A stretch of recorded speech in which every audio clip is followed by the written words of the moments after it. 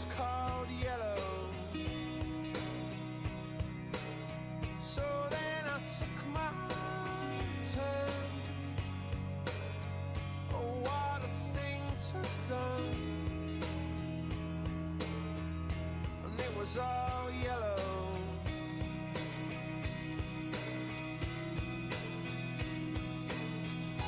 Your skin, oh yeah, your skin and bones turn into something beautiful. And you know I love you so. You know I love you so.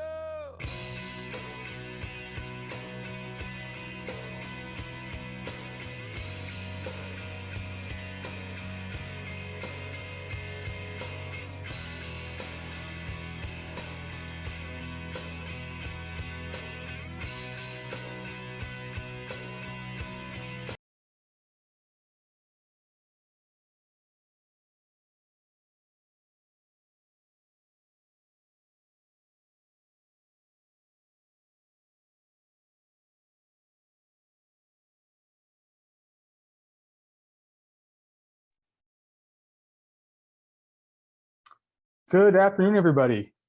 Thank you all for joining us for the first Pig Channel webinar of 2023. For those of you that don't know me, my name is Tyler Burnham, and I work in a sales and nutrition capacity with Nutrition Partners and FarmHouse consultants. Before we get started on today's webinar, I'd like to remind everybody that they can join the Pig Channel Facebook group. It's a good way to stay up to date on these webinars, find out when the next webinar is occurring, and to continue the discussion on the topics that are presented. I think our group's about 600 members strong already.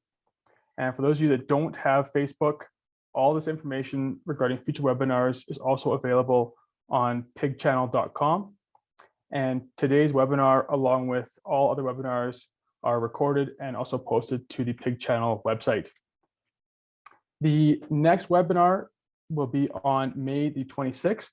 It's going to be presented in English, and it's hosted by Precision Veterinary Partners and Premier SHP. I encourage you all to head over to Pig Channel and register for that event as well. Before we get started, I'd like to thank all the sponsors for the continued support of the Pig Channel webinar series. Without them, this isn't possible. And a big thank you goes out to our featured sponsors for today, which are Agribution and Kemin. A quick reminder that during the presentation, questions can be submitted through the Q&A button on the bottom of your screen, and we'll take time between presentations and at the end of the webinar to answer these questions. Today's first session will be presented by Pieter van Wijck of Nutrition Partners. Pieter has been on the sales and nutrition team with Nutrition Partners since 2012, and he brings a wealth of experience and knowledge to the team. Without further ado, I welcome Pieter to begin his presentation. Thanks, Tyler. I'll just share my screen.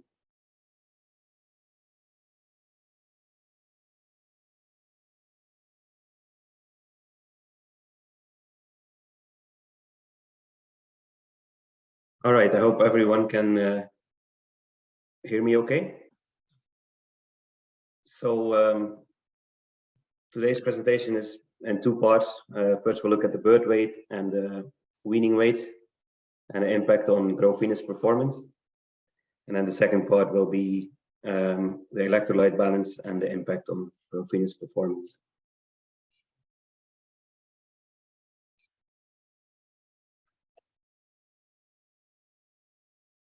So bird weight and weaning weight, what does it mean for performance?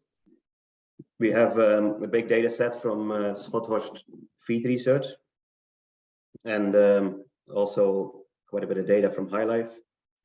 And then we'll look at how we can influence the bird weight and the weaning weight, and then a quick summary on this part of the presentation. So Schothorst feed research in the Netherlands, they looked at data from 35,000 pigs. And that's what we'll talk about first. So this slide shows the impact of the bird weight on the weaning weight. So on the bottom of this graph, you see the different bird weights So less than 1,000 grams, 1,000 to 1,400 grams, 1,400 to 1,800, and then everything heavier than 1,800. And the main ones here are so the pigs with a very low birth weight. Well, 40% of those pigs died before weaning, and there was a lot of light pigs. So so the dark blue, those pigs were weaned under 6 kgs. So 31% of the pigs were lighter than 6 kgs. The ones that had a high birth weight, so more than 1.8 kg, a total of 78% of those pigs were heavier than 7.5 kg, and 47% were heavier than 9 kgs. And you can see that only 3% of those pigs died before weaning. So this slide shows the effect of birth weight on growth. On the bottom you have the gain per day, and then on the left it's split up into growth pre-weaning and in the nursery, and then the growth fetus. And then the orange bars are the heavy pigs, and then the dark blue were the pigs with the lightest birth weight, the lowest birth weight. And you can see a big difference in growth fetus performance between the different birth weights. Then the effect of weaning weight on growth. As you can see, there is not as big a difference on the growth with the weaning weight, but there's still quite a big difference. For example, in the nursery, the pigs with a high weaning weight, they grew 473 grams, and the one with a low birth weight, like the lowest weaning weight, they grew 421. So there is still a big difference, but the impact of weaning weight is not as big as birth weight. And this slide shows the combination of birth weight and weaning weight on nursery performance. So the main thing in this slide, so on the bottom you see the 4 birth weight categories, and then each of those is split up in the weaning weights. And one of the things you can see in this slide is that even the pigs that had a birth weight lower than 1,000 grams, they still did well in the nursery. So the ones that have a low birth weight, but they get weaned at a high weight, those are fine. For the other weaning weights, there is still a big difference between the different birth weights.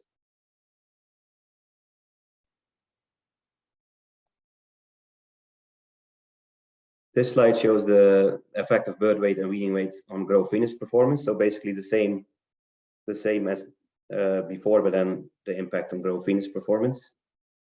And again, the high birth weight is more important than a high weaning weight. There's still different between different weaning weights, but yeah, there is a big difference between the high, let's say the pigs that had a high birth weight and were weaned at 9 kg. They grew 1,031 grams, and the ones with a low birth weight, lower than a kg, and were weaned at 6 kg, they grew only 967 grams. So there is a big difference in performance. This shows the effect of birth weight on mortality. So the bottom 4 bars is the pre-weaning mortality.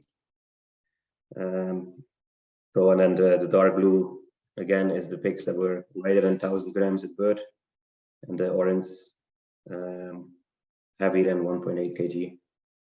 And you can see that 43.8% of the pigs that had a low birth weight, they died before weaning.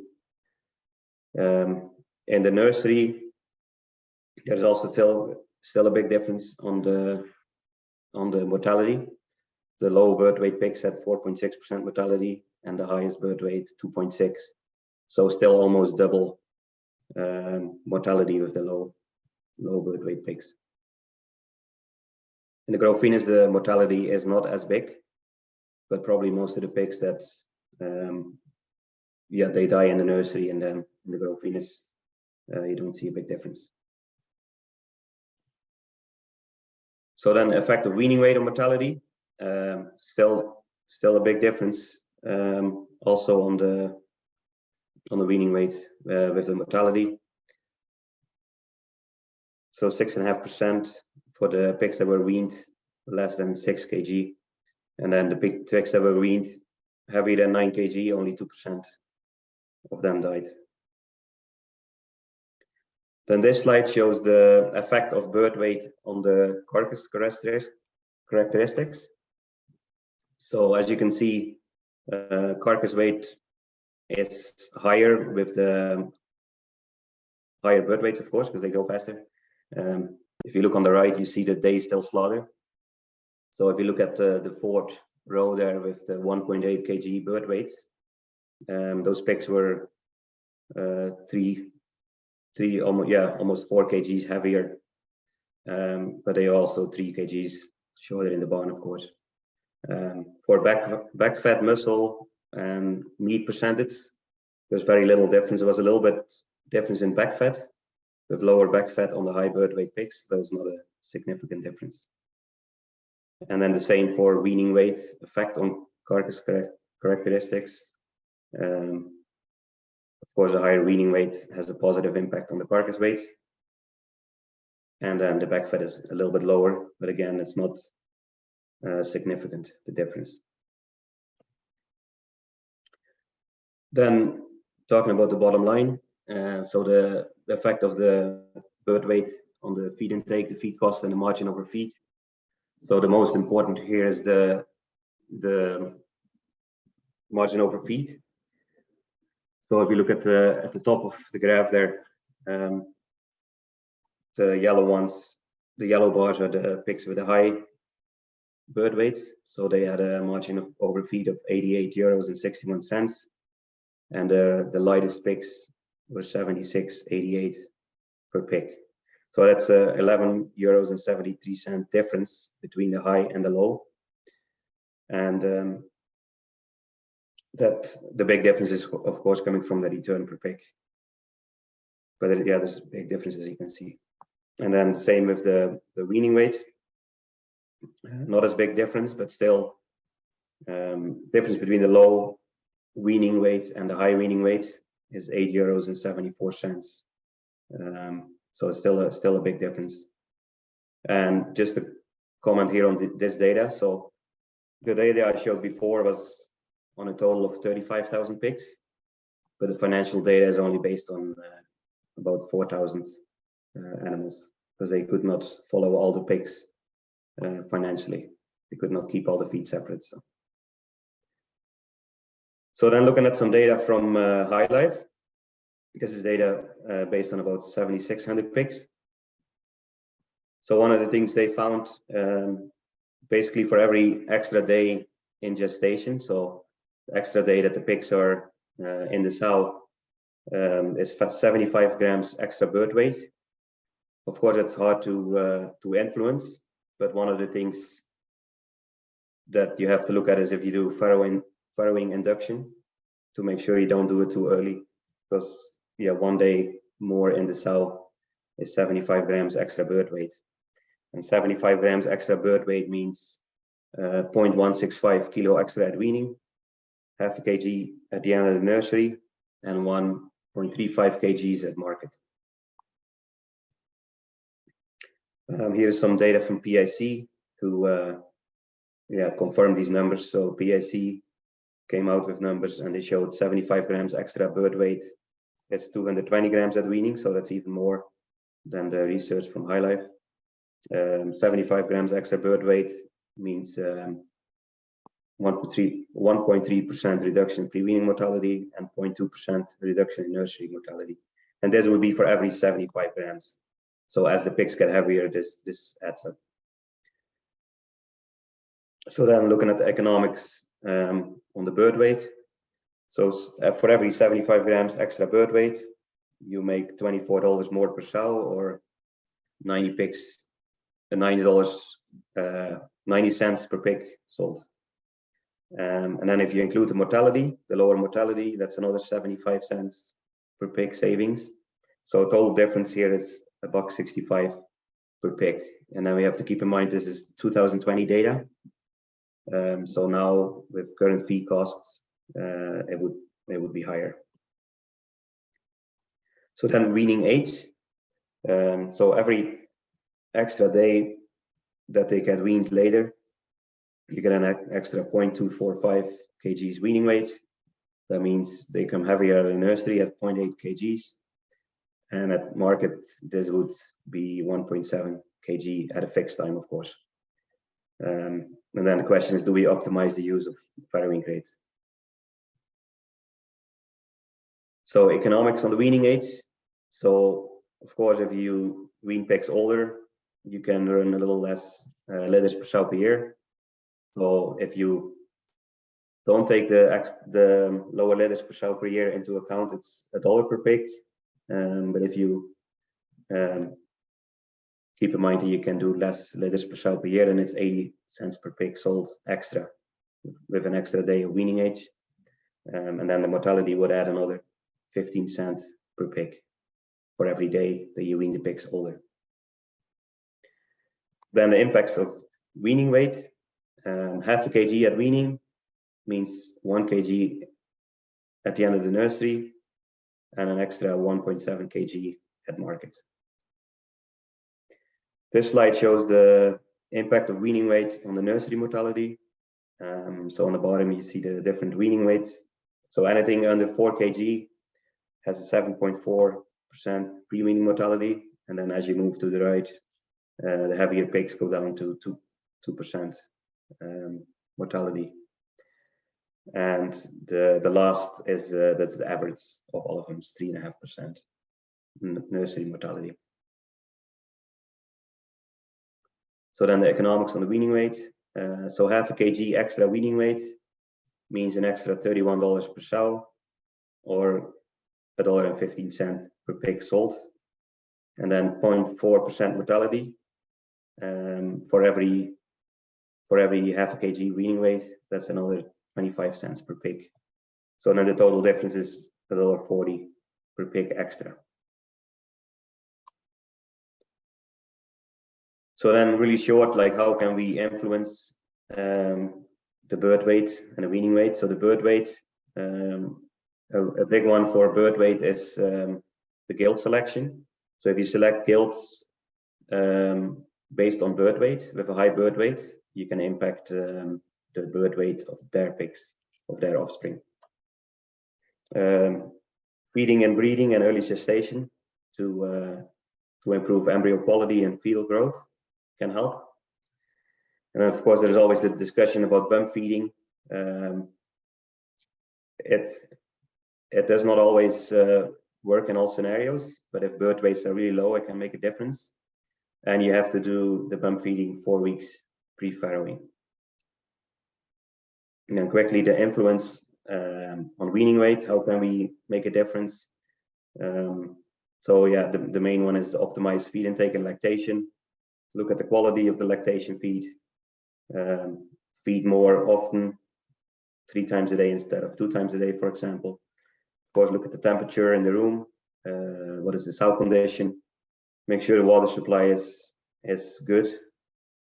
And then cross fostering is another one that can help. And of course, all these influences, that's another presentation in itself.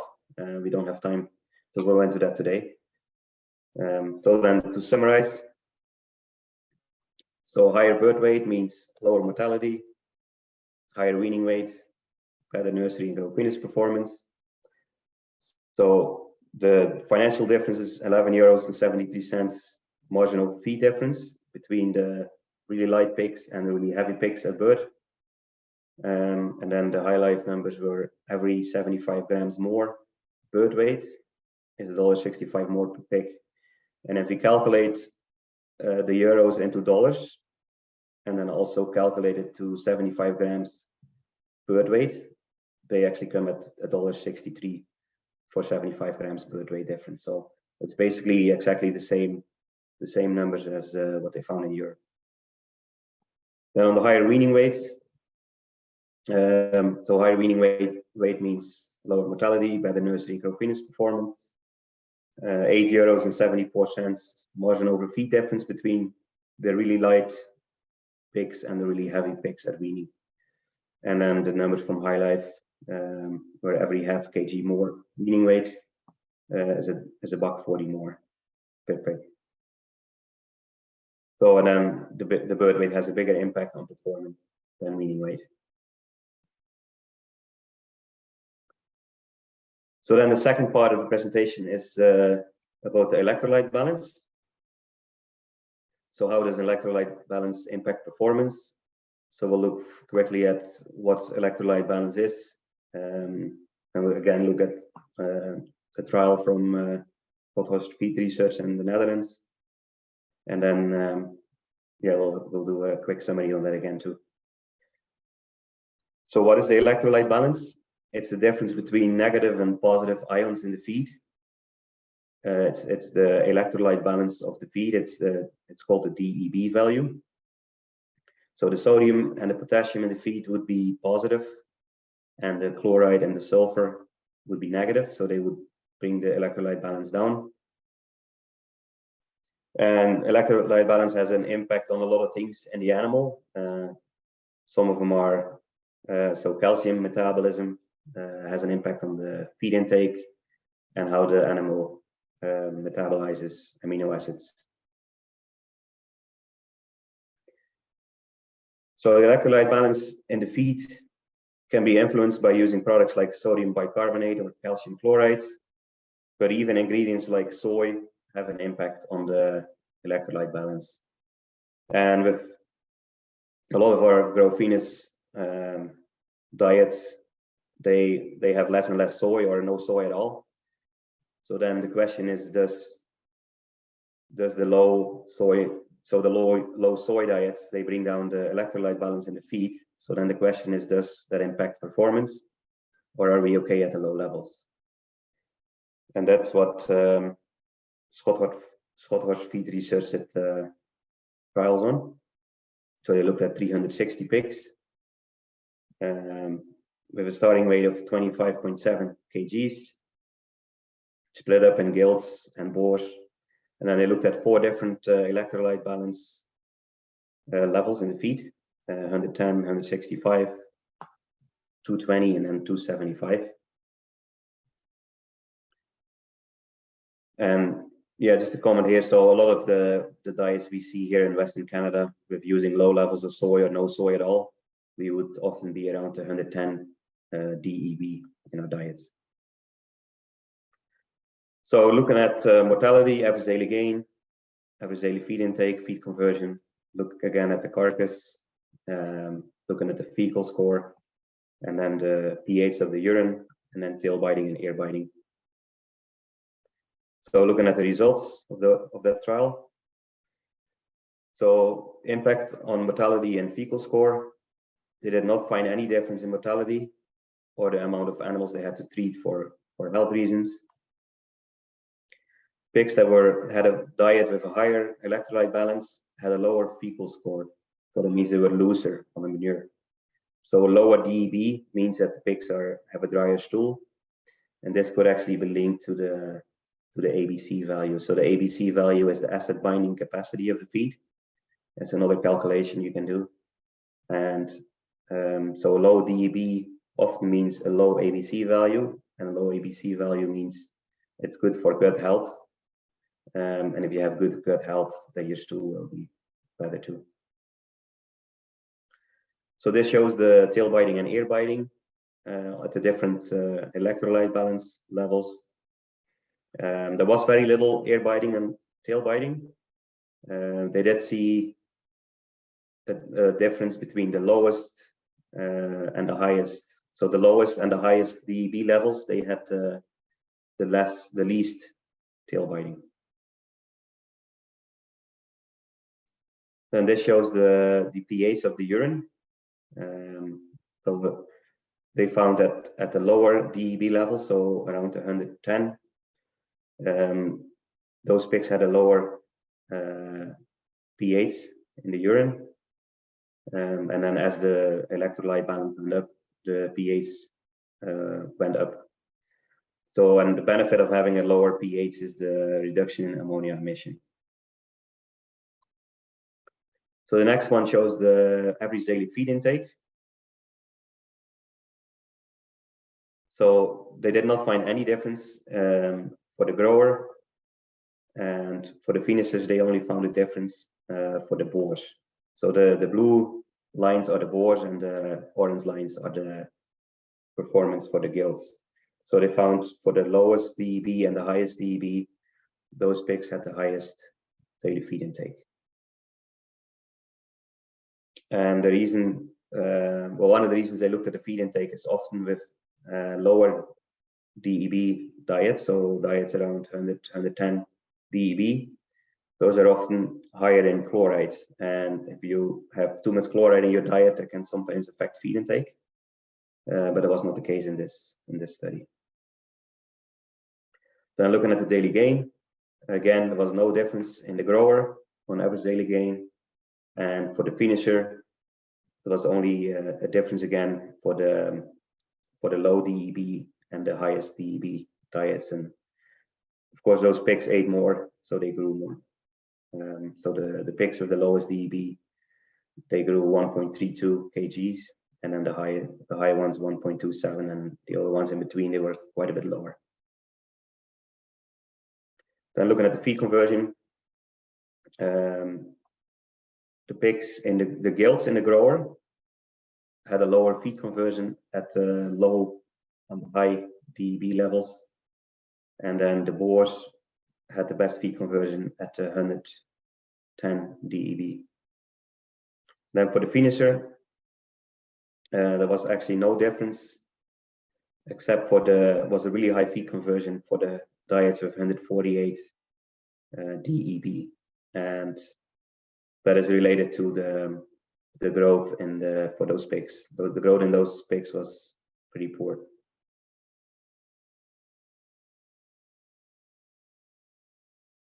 So then to summarize, diets with lower levels of soy or no soy at all have lower DEB levels, but looking at the data, it doesn't have a negative impact on performance. So pigs are not as loose on low DEB diets, and it could improve tail biting. So it could even be a benefit to feeding those low DEB diets.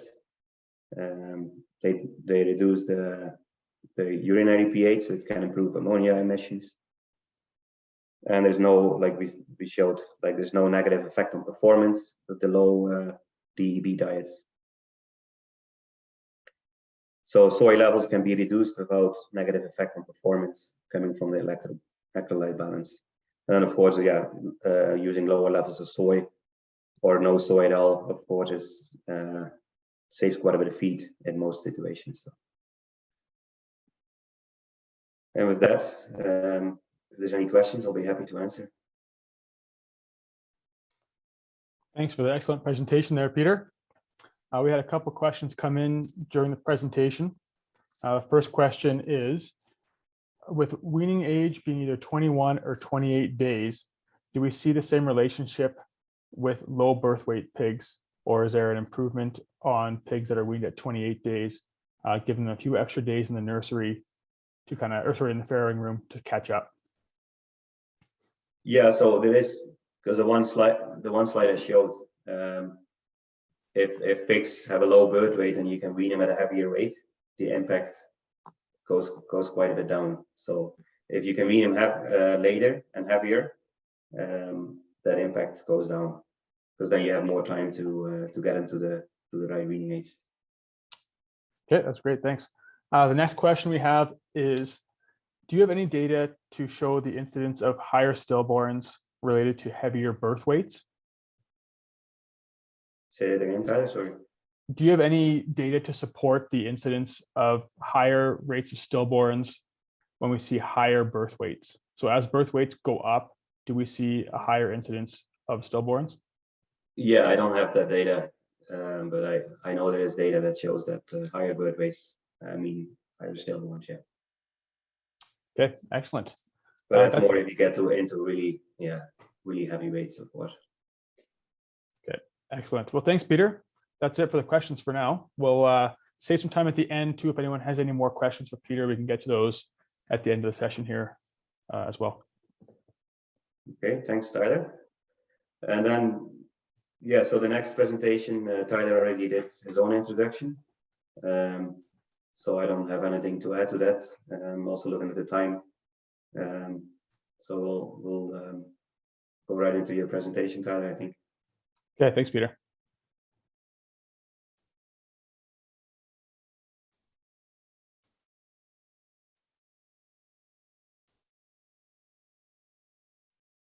Okay, so hopefully everybody can see my screen. So my presentation today is going to revolve around the discussion of the optimization and economics of grow finish performance in our current market conditions. So the last 2 years, we've seen a rapid increase in the price of feed ingredients. And we've also seen some issues come with supply of certain ingredients, such as amino acids, and changing prices of those products based on availability. We also want to look at ways of measuring performance and see how these are affected based on these rising prices. So this data presented here is the total cost to raise a pig. As we can see, no surprise here, Canada is still one of the most economical regions in the world to raise a pig. This data is from 2021. And in this case, we see that feed price makes up approximately 73% of the production cost. If we look at the data for 2022, we'd likely see that feed price makes up even more percentage of the production cost.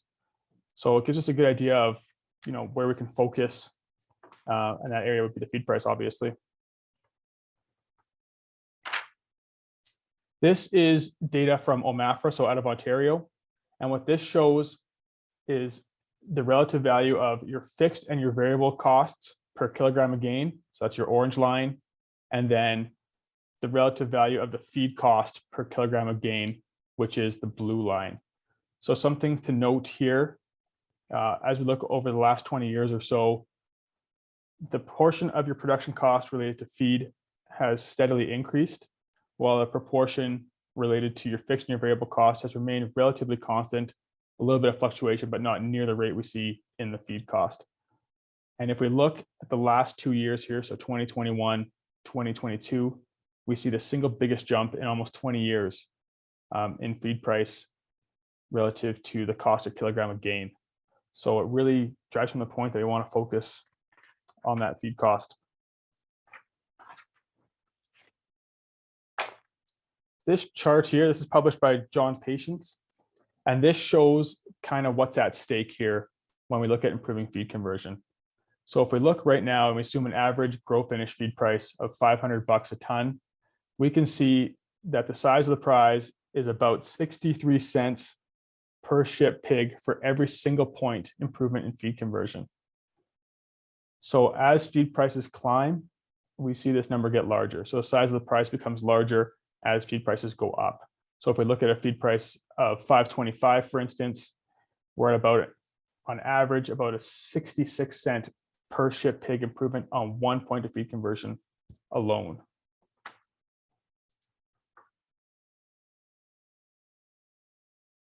When we think of feed conversion and improving feed conversion, the first thought that usually comes to mind is dietary energy.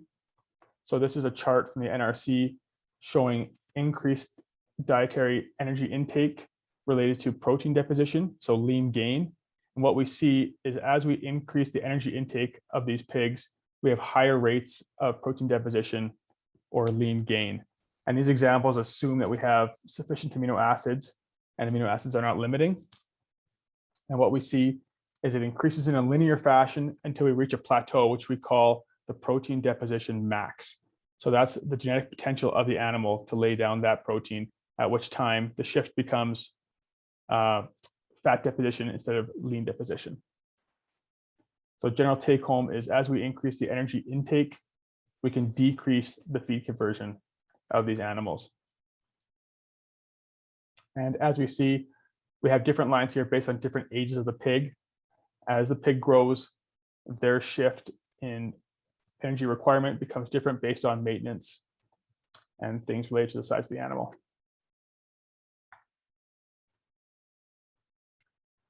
So when we think of adding dietary energy to the feed, fats and oils are the most common means of doing so.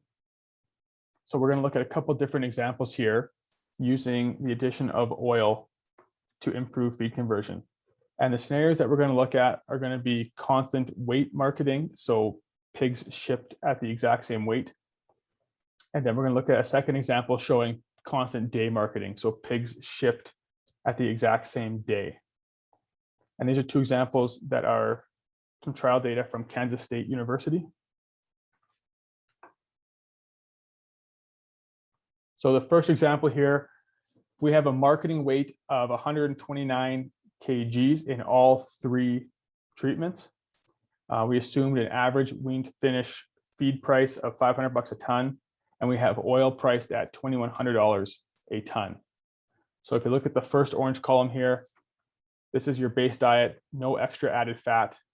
We see a feed conversion of 2.66. If we look at the second column over, the white column, we have 1% added fat. So this is equivalent to 10 kgs of additional oil to these diets. As we see, feed conversion improves by 5 points. And then if we look at the column on the right, we have 2% added fat, so 20 kgs of added oil.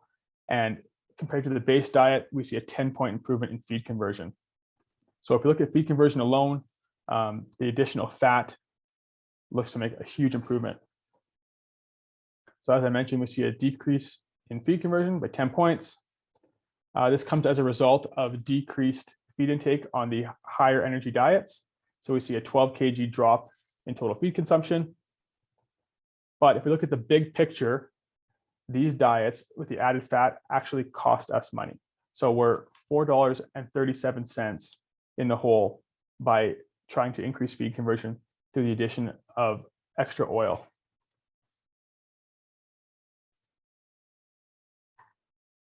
And in that previous example, oil would have to be priced at $1,400 a ton for that extra improvement in feed conversion to break even on those high oil diets. If we look at the second scenario here, we've got constant day marketing.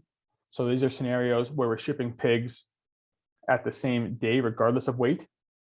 Again, we assume a wean to finish feed price of $500 a ton and oil at $2,100 a ton. And in this scenario, we see similar trends. And in this case, we have a higher weight of 4.5 kgs. But our average feed cost per pig goes up by $9.11 with the higher oil diets. But when we look at the big picture, we're still in the hole. So it's still costing us an extra $1.69 to improve the feed conversion through oil addition in this scenario as well.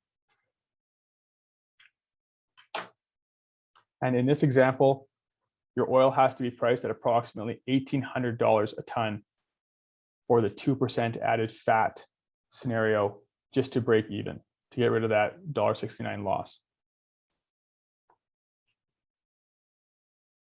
So as I just mentioned, if we look at the economic value of the added fat in both those scenarios, the constant day scenario, we have oil valued at approximately $1,800 to break even for the feed conversion improvement.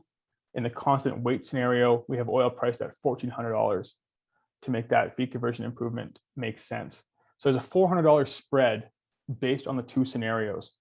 So this is a good example as to why it's important to evaluate these ingredients and these energy sources based on your unique situation on your farm. And in both scenarios, in this case, improving the feed conversion by 10 points through the addition of extra oil reduced margin over feed regardless of situation.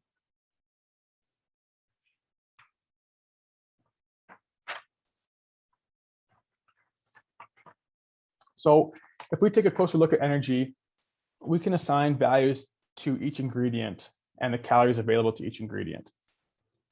So we've got some common ingredients here, and this is the metabolizable energy available in each ingredient. We can then look at what we call the net energy of each ingredient. So this takes into account all the aspects of digestion of each fat source. And this is truly a way to measure each of these ingredients relative to what the pig can actually use. So as we move from ME to NE, the difference in the two values helps us understand how easily the fat source is digested by the pig.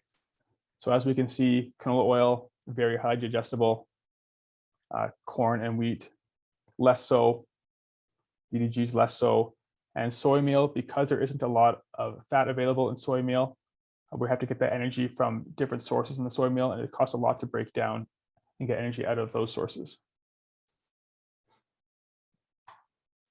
And then if we look, we can also put a value on this net energy from each ingredient. So we can see in this case, corn is actually the cheapest energy source in the diet at $158 per 1,000 kilocalories of net energy. Wheat is the second best choice. And then we see canola oil somewhat near the bottom. So this is a good example of, it's common to think that the addition of canola oil is going to improve the feed conversion. But if we look at a different energy source, we might actually be further ahead. Canola oil does have its place. As we can see by the digestibility, it's highly digestible. So we're going to use canola oil in areas where it makes sense, such as a nursery diet or in a nurse sow diet, where we want a digestible energy source that's not going to create a bunch of extra heat for that sow. So we need to consider how much energy to add and where to get this energy based on current market conditions. In this example here, for canola oil to be equivalent to corn, the current price of canola oil would have to be about $12.50 per ton.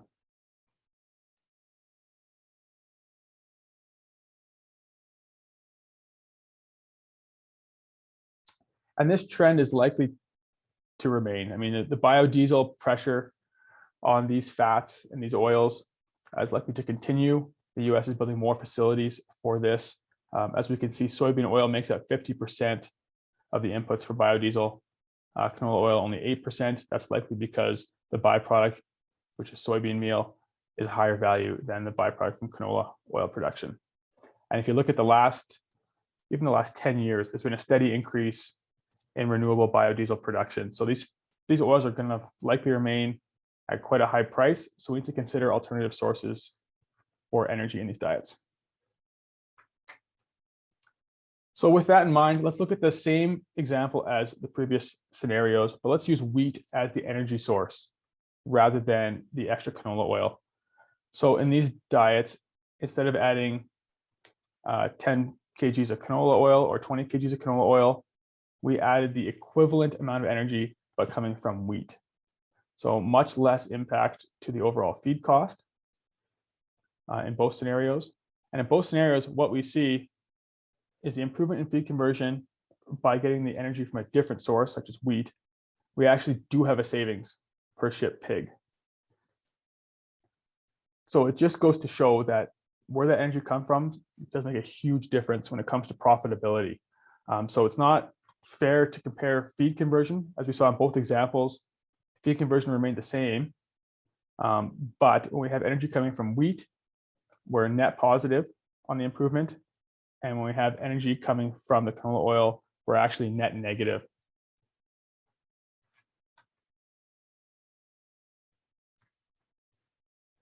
So we know that energy has the single largest influence on feed conversion, but we've just proven that current market conditions have made the improvement of feed conversion through additional oil unprofitable. And we just showed that feed conversion is a dangerous target to compare when considered in isolation. So we have to consider all of our input costs, and we also have to consider other facts that influence feed conversion. So things such as feed composition, which we just talked about, environmental factors, health status, genetics, etc. So some of these other factors, just some quick examples here from Kansas State. This example shows the improvement on feed conversion based on particle size alone. So in our initial scenario, we have an average particle size of 600 microns. And as we can see, going 100 microns finer, so to 500, we can improve the feed conversion by roughly 4 points. So it's a potential savings per shipped pig of 252 on grind size alone. And likewise, If we have too coarse a feed, so if we have feed at 700 microns, it also hurts our feed conversion by 2 points, and we see a potential net loss of $1.89 per shipped pig relative to a finer grind size. Space per pig also has a big impact on your feed conversion.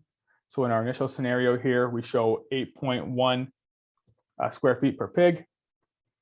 So if we give these pigs more space at 8.6, we see a 2-point reduction in feed conversion. So it's a potential $1.26 per pig at play. And likewise, with less space, we also see the 2-point feed conversion difference, and we see a potential loss of 1.26 per shipped pig. Mortality also plays a really big role in your feed conversion. So in this example, mortalities are assumed to have consumed 50% of a total feed budget. So if we look at a starting scenario of a 5% wean to finish mortality, and then we go to a 4%, we see an impact of a 2-point reduction on feed conversion. So we see an extra $1.26 per pig. And then if we go from a 5% scenario to a 6% mortality, we see a 1-point increase in the feed conversion. So it's costing us about 63 cents per shipped pig. And the last factor we're going to talk about related to feed conversion would be temperature. So in this case, we see an initial scenario that's almost at optimal, and where we see the barn heat up. We have a warmer barn, so we see 5 degrees Fahrenheit throughout the whole period. We get an extra 2 points in feed conversion. This is likely due to the suppression of intake with the higher temperatures. But we also see a similar trend if we cool the barn down below optimal. So when we cool the barn down, we see pigs using that energy to keep themselves warm and for maintenance activities rather than for lean growth.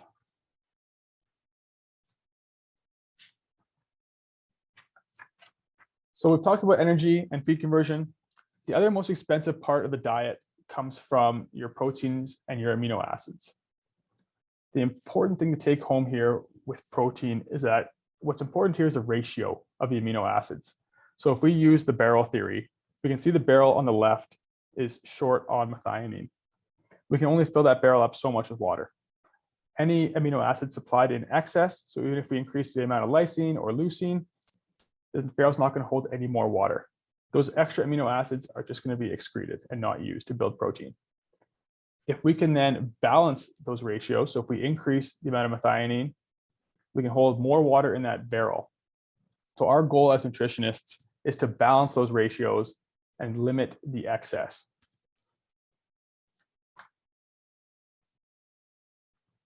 This is data from Groups Res and High Life. And in this example, we show 3 different diets. So the dietary treatment on the left, we have low soybean meal and high concentration of synthetic amino acids. And as we move right, we have diets with higher soybean meal and lower synthetic amino acids. So the diets on the right are relying on amino acids coming from soybean meal versus the diets on the left have less reliance on soybean meal, more reliance on the synthetic amino acids. What we see in this treatment is there's a difference of about $1.36 per pig. When we use less synthetic amino acids, it costs us the extra $1.36. So this is good evidence that there's benefits to using synthetic amino acids to help us balance those ratios. And if we can think of each of these feed ingredients as a sum of its parts, so makeup of amino acids, energy, minerals, etc., we can then assign a value to each fraction of each ingredient. And it's important that we use SID values for these amino acids. So that's the ileal digestibility value rather than the total amino acid value, because this helps us understand how digestible those amino acids are from each ingredient. Likewise, we also like to use NE values rather than ME or DE values. The net energy values allows us to understand the total digestibility and availability of that energy in each ingredient. So in this case, we can show the amino acid content of each feedstuff. So there's no surprise here. Kind of as your protein content goes up, we generally see the total amino acid content rise. What will differ is the ratio amongst ingredients between each amino acid. So if we look at this chart here, we can see soya at 46% protein by far has the most concentration of each amino acid. And knowing this concentration then allows us to assign a value to each of those amino acids in each ingredient based on our synthetic amino acid values. So if we look at the chart on the left, we show current synthetic amino acid prices. And if you look at the chart on the right, we can explain the value of each of those amino acids from each ingredient. So if we look at soy, for instance, if we look at 1 ton of soya, there's approximately $77 worth of synthetic lysine in 1 ton of soy. And if we look at all the other amino acids and we combine these amounts, we can have our total amino acid value coming from each ingredient. So we see in this case, soy, we have a total amino acid value of 366.57. So in 1 ton of soya, it would cost us roughly $366.57 to replace these 5 amino acids with synthetic sources.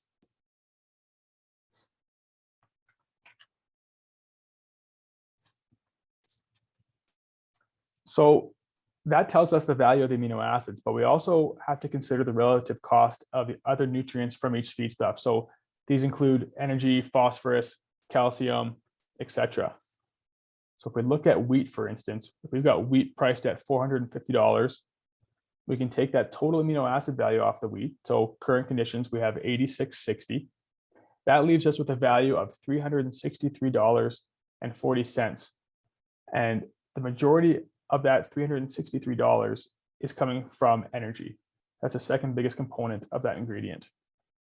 So as synthetic amino acid prices go up, we see the relative value attached to the other portion of the nutrients go down. So on this chart on the right, we can show current amino acid prices, and that 86.60 is your current amino acid value from wheat. And if we look at the 2 other examples, we see amino acids go up by 10%, and then amino acids go up by 20%. So assuming the wheat value stays at 450, if aminos go up by 20%, we can see the value of energy and other ingredients or other nutrients coming from wheat actually diminish, because that wheat is being pulled into the diet based on its amino acid value.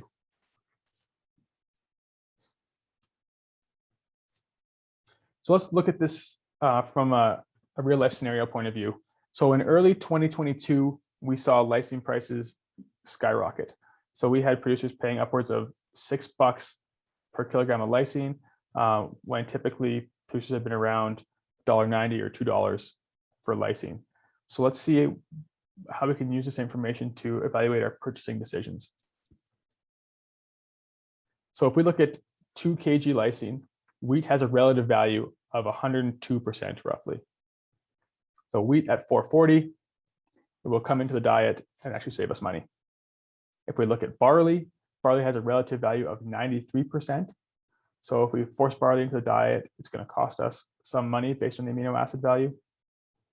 Corn prices in at 410 in this scenario.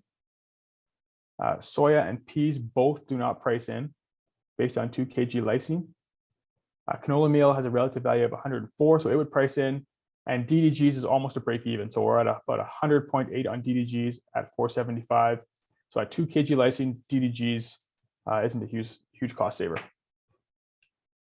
So if we then look at 6 kg lysine, things shift a little bit.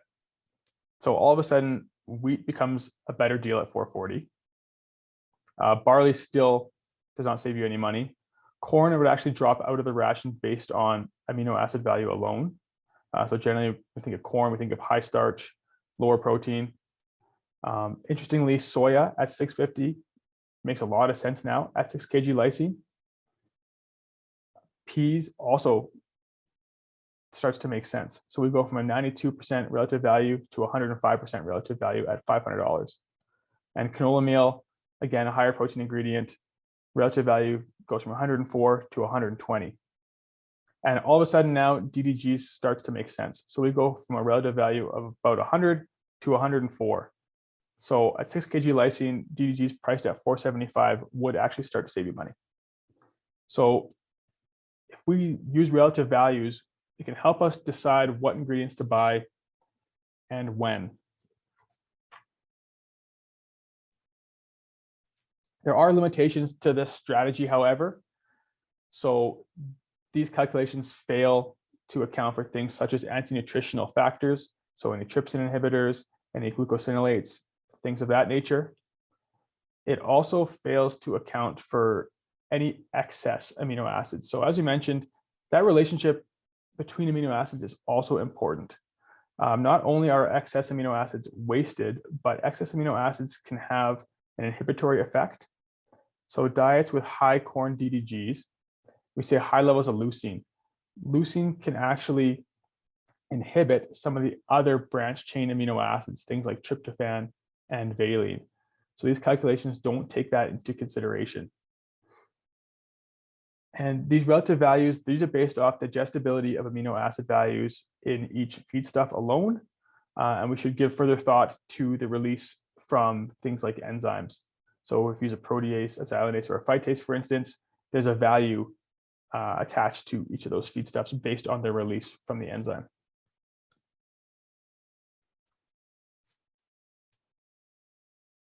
So in summary, feed conversion measures performance, but it does fail to consider input cost. So if you're going to compare between your farm and another farm, feed conversion isn't always the best means of doing so. Something like margin over feed or cost per kilogram of gain are much more accurate for comparison. We can chase feed conversion all day long, but it's not always profitable to do so. The cost of reducing that feed conversion can vary quite a bit. So we need to use our strategy wisely. As we saw in those examples, energy coming from canola oil versus energy coming from wheat has the same impact on feed conversion, but comes at widely different costs. So in addition to that, we should also consider non-feed related activities that can improve feed conversion, things like reducing stressors in the barn, having the barn at optimal temperature, etc. And as we showed, the relative value of an energy source will change in certain scenarios. So in that previous example, we had the fixed weight versus fixed time scenario. In the fixed time scenario, we've put a higher value on those energy sources. So it's important to understand your barn and your scenario when pricing ingredients. And as we showed in the protein portion of the presentation, synthetic amino acids play a very important role in our purchasing decisions. So as we showed, lysine going from $2 to $6, we see quite a difference in the relative value of certain ingredients strictly based on the price of lysine alone. So we need to adapt our purchasing based on changing market conditions. And that concludes our presentation for today. Thanks everybody for attending. And Pieter, do we have any questions? Yeah, thanks for a great presentation, Tyler. There's a couple questions. We're right at 2 o'clock, so but we can do a couple quick questions here. Sure. So you showed in the one slide, I think it was the data from K-State, the 154 days to market. Is that was after weaning, or is it? Yes, correct. Okay. And then another question here. When we look at feed cost per kg again, is it why are we not looking at the feed cost per kilogram dressed weight? Is that maybe a better measure to look at? And I'm happy to chime in on that one too. Yeah, I think they're both great measures to look at. We have to also consider, carcass weight and any premiums or any index values that are achieved. Do you want to chime in there, Pieter? Yeah, so one of the things why it would be good to look at feed cost per kilogram dressed weight is if you use certain byproducts to lower your feed cost using higher fiber diets. Sometimes you will actually lose dressing weight. So research actually showed that if you have more fiber in the diet, your dressing percentage actually goes down a bit. So in that situation, it would actually be better to look at the feed cost per kilogram dressed.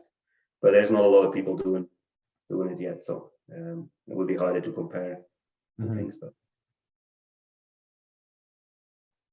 and then last question here: can you comment on the energy impact on gain instead of feed efficiency?